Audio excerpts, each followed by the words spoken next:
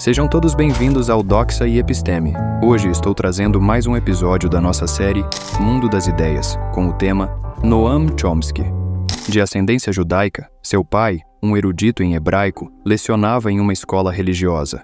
Chomsky não hesita em criticar Israel, destacando-se por suas análises críticas sobre o país. O linguista e filósofo político renomado expressa suas opiniões de maneira incisiva, especialmente quando se trata do conflito israelo-palestino. Em suas reflexões críticas, aborda temas como direitos humanos, a ocupação de territórios palestinos e as políticas do governo israelense, chegando a qualificar as ações como terrorismo de Estado. Nascido em Filadélfia, berço da identidade nacional norte-americana, Chomsky é um notável opositor da política imperialista dos Estados Unidos. Definindo-se como socialista libertário, ele enfrenta críticas intensas, mas também angaria simpatia e apoio significativos. Em uma entrevista exclusiva ao Le Monde Diplomatique, Chomsky aborda extensivamente alguns dos temas mais relevantes do mundo contemporâneo.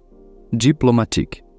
Você é classificado como anarquista ou socialista libertário? Na democracia, conforme sua concepção, qual seria o papel do Estado?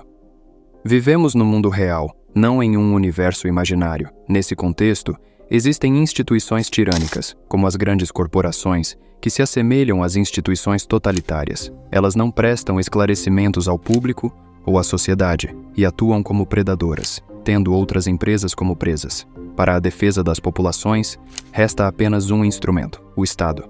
No entanto, ele não é um escudo muito eficaz, pois geralmente está intimamente ligado aos predadores. Uma diferença crucial, no entanto, é que, enquanto a General Electric, por exemplo, não precisa dar satisfações a ninguém, o Estado deve regularmente se explicar à população. Chomsky vislumbra um futuro em que, à medida que a democracia se expandir e os cidadãos controlarem os meios de produção e troca, participando ativamente do funcionamento e direção de suas comunidades, o Estado gradualmente poderá desaparecer. Será substituído por associações voluntárias locais, nos locais de trabalho e moradia. Diplomatique. Uma nova perspectiva soviética? Qual a distinção em relação aos sovietes da Rússia revolucionária? Seriam, de fato, sovietes. Contudo, vale lembrar que na Rússia, após a Revolução de Outubro, a primeira medida tomada por Lenin e Trotsky foi destruir os sovietes, ou seja, os conselhos de operários e todas as instituições democráticas. Nesse sentido, Lenin e Trotsky foram os piores adversários do socialismo no século XX. Isso porque, como marxistas ortodoxos, acreditavam que uma sociedade atrasada como a da Rússia daquela época não poderia transitar diretamente para o socialismo sem ser impelida à força para a industrialização. Em 1989, durante o colapso do regime comunista, cheguei a considerar que esse colapso, paradoxalmente, representava uma vitória para o socialismo. Isso porque, conforme minha concepção, o socialismo implica, no mínimo, o controle democrático da produção, das trocas e de outras dimensões da existência humana.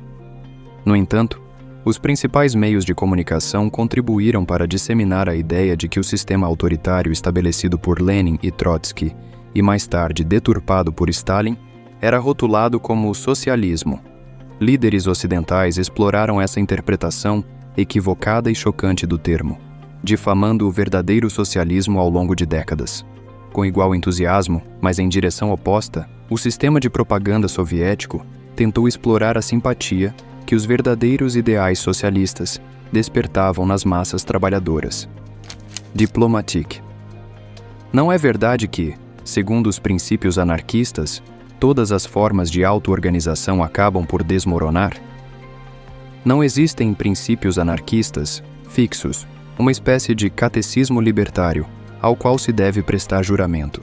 O anarquismo, pelo menos da minha perspectiva, é um movimento de pensamento e ação que procura identificar as estruturas de autoridade e dominação, exigindo que elas se justifiquem e, quando se mostram incapazes, o que frequentemente acontece, tenta superá-las.